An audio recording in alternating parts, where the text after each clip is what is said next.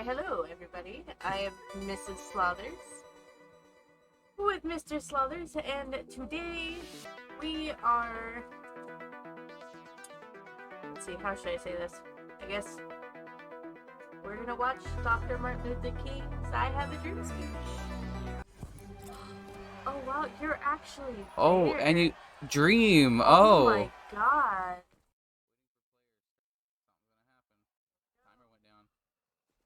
Gosh, you go through.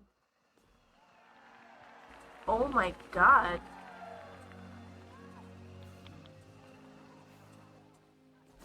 Oh, wow. I'm happy to join with you today in what will go down in history as the greatest demonstration for freedom in the history of our nation. I'm sorry, I'm interrupting it. I know. I have to make sure that I don't know which one it is. 50 years ago, That was that. Okay. a great American in whose symbolic shadow we stand today signed the Emancipation Proclamation. This momentous decree came. It's gonna black out for a second. As I a great apologize beacon light again, of adding hope levels to so that it can be millions heard. of Negro No! slaves who had been seared in the flames of withering injustice. It came as a joyous daybreak to end the long night of their captivity. But 100 years later, the Negro still is not free. 100 years later, Okay, that's not what I want. the life of the Negro is still sadly crippled by the manacles of segregation and the chains of discrimination. 100 years later, the Negro lives on a lonely island of poverty in the midst of a vast ocean of material prosperity. 100 years later, the Negro is still languished in the corners of American society and finds himself in exile in his own land. And so we've come here today to dramatize a shameful condition. In a sense, we've come to our nation's capital to cash a check. When the architects of our republic wrote the magnificent words of the Constitution Epic and the Games knows how Declaration of to Independence, really celebrate some of these holidays. they were signing a promissory note to which every American was to fall heir. This note was a promise that all men, doing something like this, yes, black men as well as white men, is amazing. would be guaranteed the unalienable rights of life, liberty, and the pursuit of happiness.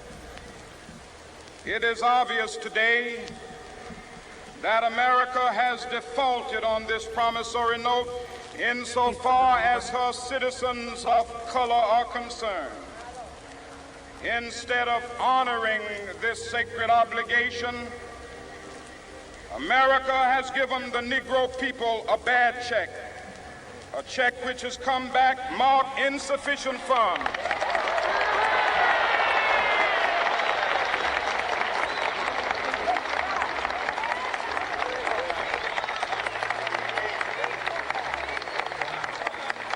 But we refuse to believe that the Bank of Justice is bankrupt. We refuse to believe that there are insufficient funds in the great vaults of opportunity of this nation. And so we've come to cash this check, a check that will give us upon demand the riches of freedom and the security of justice.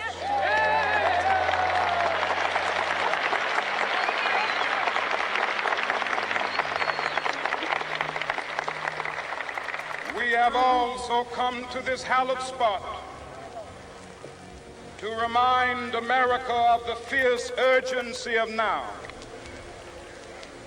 This is no time to engage in the luxury of cooling off or to take the tranquilizing drug of gradualism.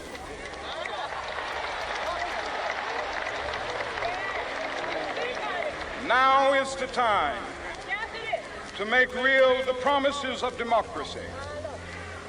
Now is the time to rise from the dark and desolate valley of segregation to the sunlit path of racial justice. Now is the time Right. to Dude, lift could you our please nation go from away, the maybe? quicksands of racial injustice to the solid rock of brotherhood. Now is the time to make justice a reality for all of God's children. It would be fatal for the nation to overlook the urgency of the moment. This sweltering summit of the Negro's legitimate discontent will not pass until that is an invigorating autumn of freedom and equality. 1963 is not an end, but a beginning.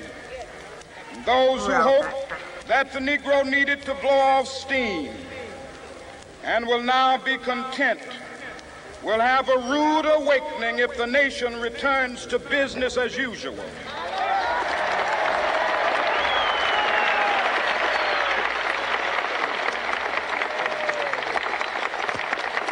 And you had white people there just as much as you had colored people. Yep, I would have been there if I was born on that There time. will be neither rest nor tranquility in America until the Negro has granted his citizenship rights. Been one of those The frequent whirlwinds of flyers revolt to will jail. continue to shake the foundations of our nation until the It's bright not that day people shouldn't be judged of justice just based emerges. off of the color of their skin or like that is automatic something that I must say to my discrimination people because who of stand their on the warm threshold which leads I'm gonna into judge the you, palace I'm of not your justice. apple.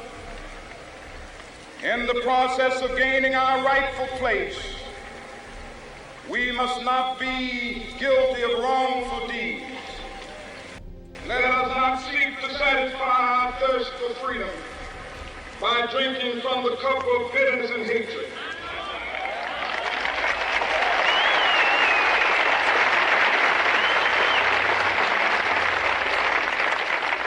We must forever conduct our struggle on the high plane of dignity and discipline. We must not allow our creative protest to degenerate into physical violence. Again and again, we must rise to the majestic heights of meeting physical force with soul force.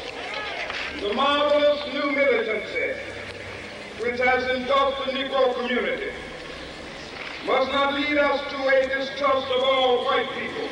For many of our white brothers, as evidenced by their presence here today, have come to realize that their destiny is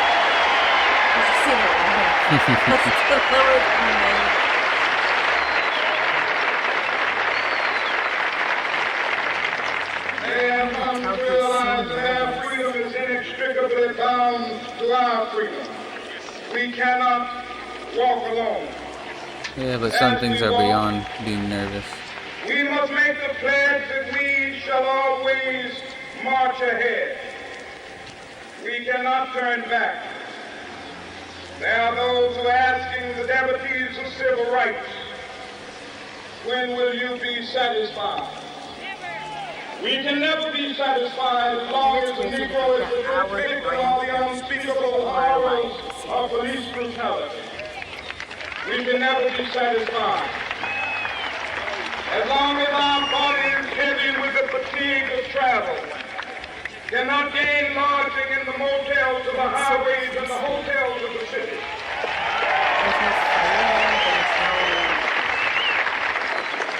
We cannot be satisfied as long as the Negro's basic mobility is from a smaller ghetto to a larger one. We can never be satisfied as long as our children are stripped of their selfhood and robbed of their dignity by signs stating for whites only.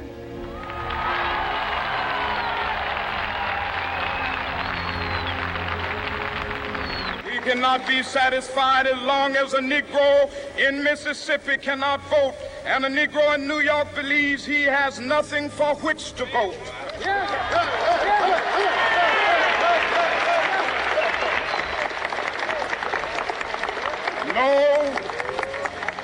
No, we are not satisfied, and we will not be satisfied until justice rolls down like waters and righteousness like a mighty stream.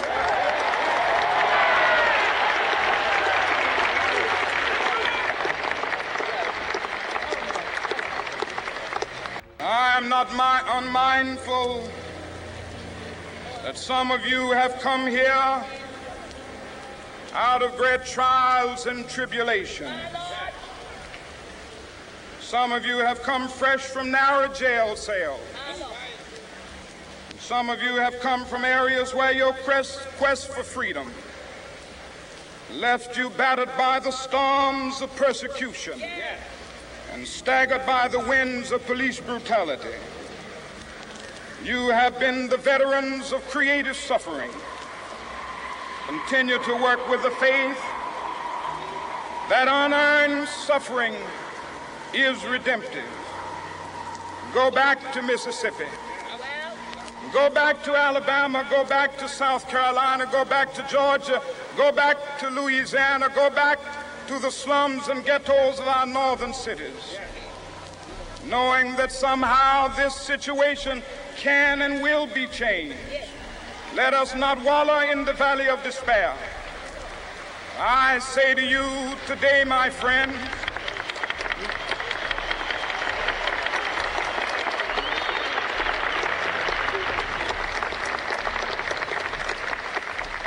so even though we face the difficulties of today and tomorrow, I still have a dream. It is a dream deeply rooted in the American dream.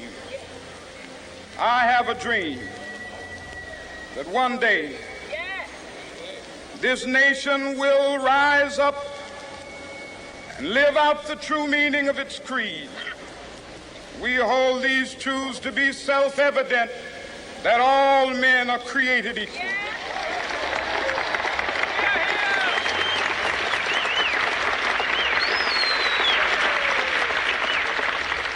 I have a dream that one day on the red hills of Georgia, the sons of former slaves and the sons of former slave owners will be able to sit down together at the table of brotherhood. I have a dream that one day,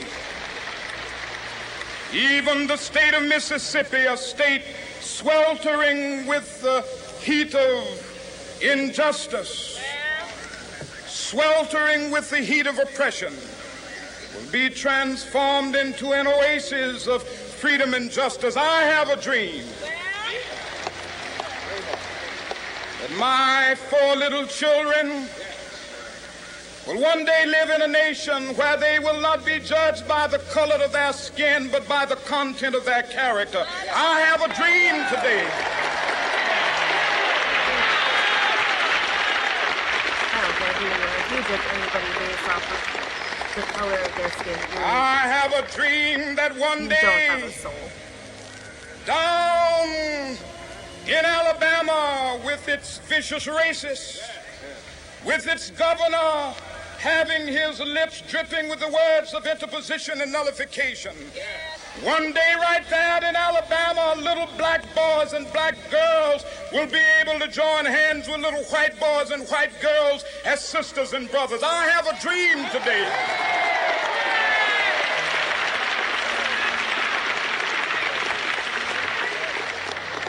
I have a dream that one day every valley shall be exalted, and every hill and mountain shall be made low. The rough places will be made plain, and the crooked places will be made straight. And the glory of the Lord shall be revealed, and all flesh shall see it together. This is our hope. This is a faith that I go back to the South with. With this faith, we will be able to hew out of the mountain of despair a stone of hope. With this faith, we will be able to transform the jangling discords of our nation into a beautiful symphony of brotherhood. With this faith, we will be able to work together, to pray together, to struggle together, to go to jail together, to stand up for freedom together, knowing that we will be free one day. This will be the day. This will be the day when all of God's children will be able to sing with new meaning, "My country, tears of thee. Sweet land of liberty, of thee I sing. Land where my fathers died, land of the pilgrim's pride. From every mountainside, let freedom ring. And if America is to be a great nation, this must become true. And so let freedom ring. From the prodigious hilltops of New Hampshire, let freedom ring. From the mighty mountains of New York, let freedom ring. From the heightening Alleghenies of Pennsylvania, let freedom ring. From the snow-capped Rockies of Colorado, let freedom ring. From the curvaceous slopes of California. But not only that, let freedom ring from Stone Mountain of Georgia. Let freedom ring from Lookout Mountain of Tennessee. Let freedom ring from every hill and molehill of Mississippi, from every mountainside. Let freedom ring. And when this happens, when we allow freedom ring, when we let it ring from every village and every hamlet, from every state and every city, we will be able to speed up that day when all of God's children, black men and white men, Jews and Gentiles, Protestants and Catholics, will be able to join hands and sing in the words of the old Negro spiritual, "Free at last, free at last. Thank God Almighty, we are free at last."